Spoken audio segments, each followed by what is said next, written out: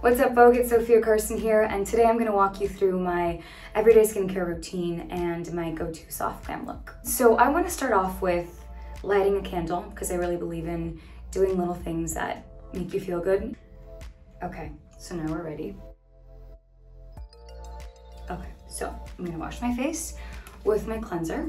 Just use like a little dot of the cleanser. I just spray my face with this face mist that's really hydrating. And we let that sit. And then I use these pads that I've been using for years and years and years. And they're just great to kind of keep your skin in check. And I use them on my cheeks and in my T-zone. Me, my sister, and my mom have been using the same skincare actually for years, so all three of us use the same things. Then I'm gonna finish off with kind of like my moisturizer, which is right here. My skin is actually, it's not temperamental, which is good, and it's a little bit on the drier side, but you know, with all the work that I do, and especially movies and the long hours and the makeup, it's just really important to kind of keep my skin in check and to have a routine set. And my mom and my grandma have the most beautiful skin, and they always really taught us the importance of skincare and especially taking care of our skin from the sun and using SPF, so we're really on it, and I just really enjoy skincare as well. What I'm gonna do is what I would do if I was on set, which I would put under eye patches on. I love to do this in the morning, so it just kind of helps with puffiness and it just feels great.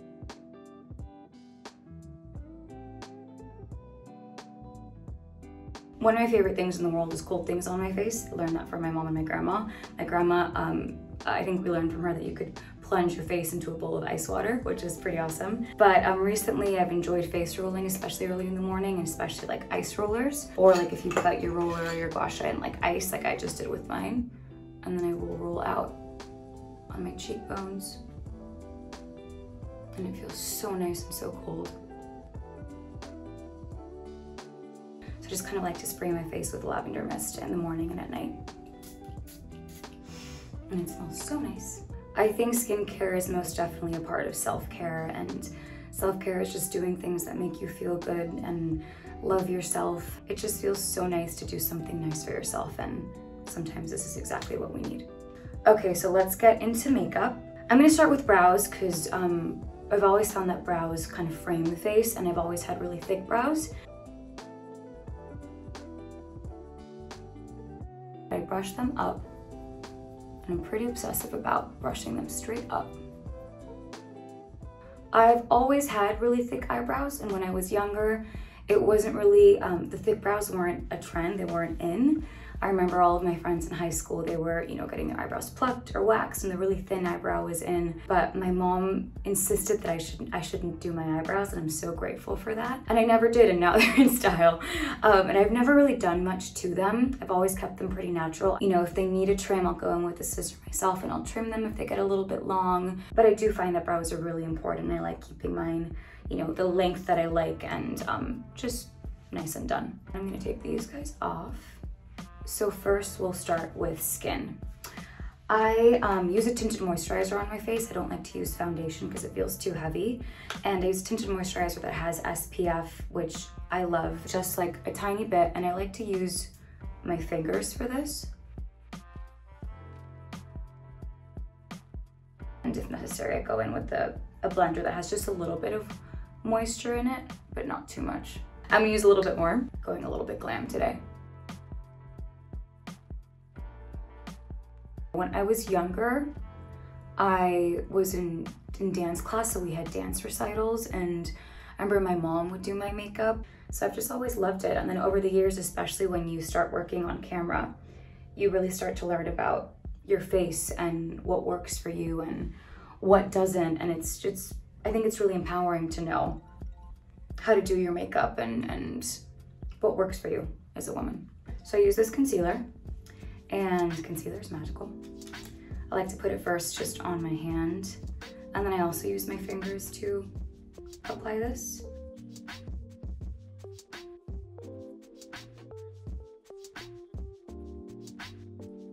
Recently, I'm really into powder and like more of a matte finish. So I love to, especially if I'm doing a soft glam look, I like to bake. which means just using a beauty blender and powdering, you know, your under eyes, all around your face if you want to, and it's a trick that's just great and makes everything really bright. So do my under eyes first.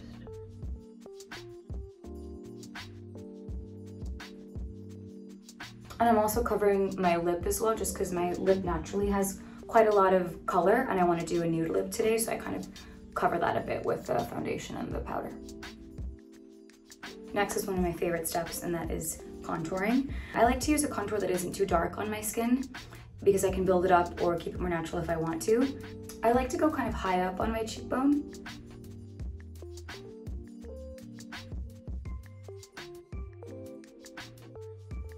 I'll go back with some powder, seal it all in. So my first steps for lip is liner.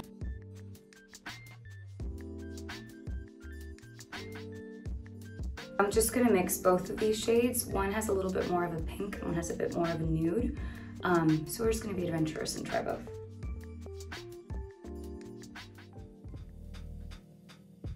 This is the more nude one. I've really been into the gloss recently. And my favorite gloss for years and years and years has been this Revlon gloss.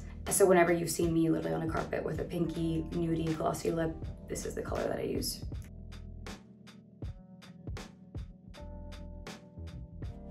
Okay, so for eyes, I'm gonna use actually this cream blush, Tower 28. It's like a multi-use blush that I actually use on my eyes, and it's just really easy to use. I'm not that great at eyeshadow, so this has been really helpful for me.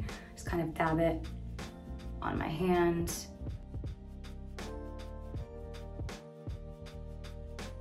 I also just like to use a little bit of a brush and put some under my eye as well and just smoke it out.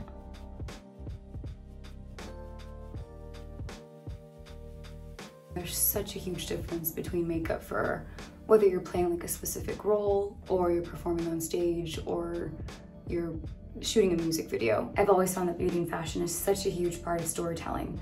And so for all of my videos and all my performances, every choice that I make in terms of beauty and fashion is very much informed by the overall creative, and it's just really fun to kind of bring all of that to life. And I'll bring it up just a little bit towards the outside of my eye because I like that shape.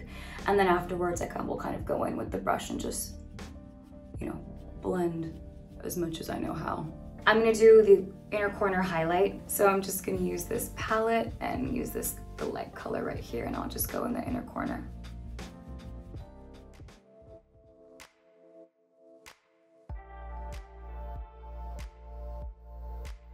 Well, my muse has always been Audrey Hepburn in terms of makeup and beauty and fashion and just all things and who she was.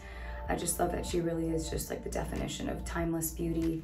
I have been using the same eyelashes on my eyes forever. So I'm gonna use these lashes with just this black glue. Actually, the craziest place I've done lashes is in a moving car, and I've done that more than once. So I just put glue on my hand. I used to only use the white glue, and then my makeup artist turned me onto the black glue, and it's pretty life-changing because it just blends so much better with the lash and your natural lash. So here we go.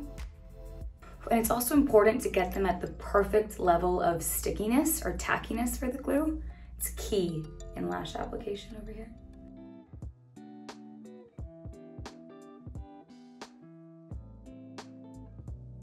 So my last step, but my favorite step and definitely not least, is mascara. The power of mascara is a really beautiful thing. I'm going to use Big Bad Lash mascara, and it's even cooler that me and Meg Thee Stallion are the faces of this mascara, and we shot a really cool commercial for it, which will never not be super cool. So I'm gonna use this mascara, and I use this either with my fake lashes on or without. Whenever I go to like a pharmacy, which is very often, and I see my face next to Revlon, will never not be the most surreal thing in the world, especially when I stand there and people are like buying the Sophia red lipstick or buying the Big Bad Lash, will just never not be so incredible. Okay, so I think I'm officially done with all of my makeup. So the next step is just gonna be blending out all of this excess baking that I have here. Over the years, no matter how beautiful the makeup was that I had on or how amazing the wardrobe was and the hair and makeup, if I didn't feel beautiful in here, you didn't see it out here. My mom has always told me that happiest girls are the prettiest girls. To me, that's always been the message that I've always wanted to share in everything that I do, that beauty is something that we are, not something that you can see. This is kind of an old school trick that I think my mom also did when she was younger. You actually spray hairspray on the brow brush and then brush your brows with it, and it just really keeps them there. And then I go in. So let me take my clips off and make sure that my hair is all set too. This is also a very signature ponytail for me. I'm a fan of the sleek pony. This pony was born, I think it was born the day of my first Oscars, which was actually a look that was completely inspired in Audrey Hepburn's first Oscar look. And I wore a sleek bun with this kind of severe side part, and I wore it in a bun, and I just fell in love with it, and it just felt like me. And I love to use this hairspray just to make everything nice and perfect. I've always loved perfume and fragrances since I was a little girl. My grandma, that was like one of her favorite things that she would give to me and my sister was fragrances. So I'll never leave my house without spraying this on first for the perfect day or night or whatever.